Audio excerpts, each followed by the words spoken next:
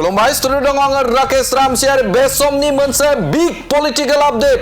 उदालगुरियाव सोमजिखांदों दुंहाव थासारि नै लोगोफोर बिपिएफनि मानसिफ्रा दांजेनबायनो जोंनि इउपिपिएलनि गारिखौ हा नै अन्थाइफ्रा बेसेबां गिदिर गिदिर सिङाव हाबदों बे जाबाय बिपिएफनि गुन्डागिरि आरोना भैरबकुन्द आउटपस्ट खाथियाव जादों बे जाथाया बिसायख'थिखौ नोजोर बोनानै बे समाव गिख्रंथाव दुंहाव थासारि सोमजिखांदों इउपिपिएल राजखान्थि हान्जानि बिसायख'थि फोसावदिंनि उनाव सुबुं दोनहैनाय समावनो गिदिंबोफिननाय गारिखौ गाग्लोबदों बिपिएफ राजखान्थि हान्जानि सानैसो दुथां सुबुङा बे समनि मोनसे गिदिर खौरां बिग पलिटिकल आपडेट गिख्रंथाव भाबै गाग्लोबदों गारिखौ इउपिपिएलनि मददगिरिनि गारिखौ गाग्लोबदों बिपिएफनि मददगिरिफोरा बे जाथायानो सोमजिखांदों 46 नं उदालगुरि विधानसभानि सिङाव थानाय भैरबकुन्द आउटपस्टनि साखाथियाव सोमजिखांदों मोनसे दुंहाव थासारि मैया मोनाबिलिनि एबा हरनि 11 रिंगासोआव जेब्ला इउपिपिएल राजखान्थि हान्जानि गारिया बिसायख'थि फोसावदिंबाय थानाय जे बे सोद्रोमाफोरखौ दोनहैनानै गिदिंबोफिननायाव बिपिएफ राजखान्थि हान्जानि एबा रिहन दैमारिनि सुबुंफोरा बे समाव होसो गारिखौ गाग्लोबदोंनि अजद होदों इउपिपिएल राजखान्थि हान्जानि दैदेनगिरिफोरा आरो बे जाथायखौ लानानैनो बे समाव उदालगुरियाव एफआइआर होनायखौ एबा एफआइआर थिसननायखौ मिथिनो मोनदों बिप्लब दैमारिनि दैदेननायावनो जादों होननानै अजद खालामदों बे समाव इउपिपिएलनि सोद्रोमाफोरा बे समाव उदालगुरियाव सोमजिखांदों हिंसायारि गारि बुख्रुबलायनाय सोमजिखांदों उदालगुरियाव जे बिसायख'थि फोसावदिंनि उनाव जे सोद्रोमाफोरखौ इउपिपिएलनि सोद्रोमाफोरखौ न' फारसे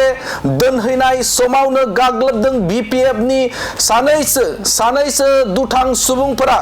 अजद खालामदों दि बे समाव रिहन दैमारिनि फिसिजानाय गुन्डा बाहिनिया बे समाव गाग्लोबदों होननानै अजद खालामदों उदालगुरिनि इउपिपिएलनि सोद्रोमा बिथांमोना आरो बे जाथायखौ लानानैनो बे समाव एफआइआर थिसननायखौबो मिथिनो मोनदों मैया जोंनि बे भैरबकुन्दआव इलेक्शन पार्पसाव जे जाथाय जादों आरो बे जाथायनि सोमोन्दै आं एसे बुंनो नागिरदों मानोना मैया जि रिहननि सामसागिरि गुन्डागिरिफ्रा जोंनि इउपिपिएल हान्जानि गारि गंसे बुख्रुबदों बे गारि गंसेया जोंनिया मिटिं जोबनानै मैया भैरबकुन्दआव जोंनि मानसिफोरखौ ड्रप खालामनो थांनायाव होसो गारि बुख्रुबदों आरो बे जाथाया थाना खाथियावनो जादों आरो बे थाना खाथियाव जानायनि जाहोनानो जाहैबाय बिसोरा थानाफोरजों बा भैरबकुन्दनि आउटपस्टनि आइसिजों माबा मोनसे लोब्बा दङ नामा ना आइसिया बिसोरनिफ्राय माबाफोर जानानै दङ नामा दा बिनिखाय जों सोंखारिदों जे भैरबकुन्द आउटपस्टनि आइसिखौ बे गुन्डागिरिफोरखौ बे सानसे समाव बा गाबोन समसिम जोंनो हमनानै देखायनांगौ आरो मानोना नङाब्ला जोङो कलमजों आरो लेखाजों बिथांखौ दावहा होगोन आरो बेनो मोनथिहोनाय जायोदि बे रिहन दैमारि जेसेबां गुन्डागिरिफोर दङ बिसोरो बेबायदि गुन्डागिरिनिफ्राय गोजानाव जानगारना था मानोना नोंथांमोनखौ दिनै रायजो राजाफ्रा सुखुवाखै आरो जोंनि आइ आफा रायजो राजाफ्रा नोंथांमोनखौ खावलायदों जे बेबायदि दावराव दावसिखौ खालामनो थाखाय खालामनायनिफ्राय गोजानाव था होननानै बुंदों जाथाया जाहैबाय 11टा 11:30 बेबायदि जाबायमोन जाथाया बेयाव बिसोरनि मेन मानसिया जाबाय कालप्रेटआ जाबाय भैरबकुन्दनिनो सासे बिप्लब मुसाहारि ना मा लिरदों बिप्लब दैमारि बिथाङानो दङ बे जाथायाव आरो बिथांजों गोबां लोगोसे दङ बिथांमोनखौ जों एजार होनाय जाबाय दिनै आरो बिथांमोनखौ जोंनि बे उदालगुरि पुलिस स्टेसना बे सानसेनि गेजेराव बा साननैनि गेजेराव बिथांमोनखौ हमनायनि राहाखौ लागोन बिप्लबा बेयाव लोब्बा दं होननानै नोंथांमोना बिप्लबा बेयाव 100 लोब्बा दङ बे ग्यारेन्टि आरो बेखौ जों इन्सुरेन्स होनो हायो बे फैबाय थानाय इलेक्सनाव बिथांमोना बेफोरबायदि दावराव दावसिखौ लाबोनाङा आरो जोंनि हान्जानिफ्रायबो जों दावराव दावसिखौ लाबोआ जों लुबैखायाखैबो आरो बिथांमोना जुदि दावराव दावसिनि थाखायल' रिहन दैमारिनि फिसालाया बे गुन्डागिरिफोरखौ फिसिबाय थादोंब्ला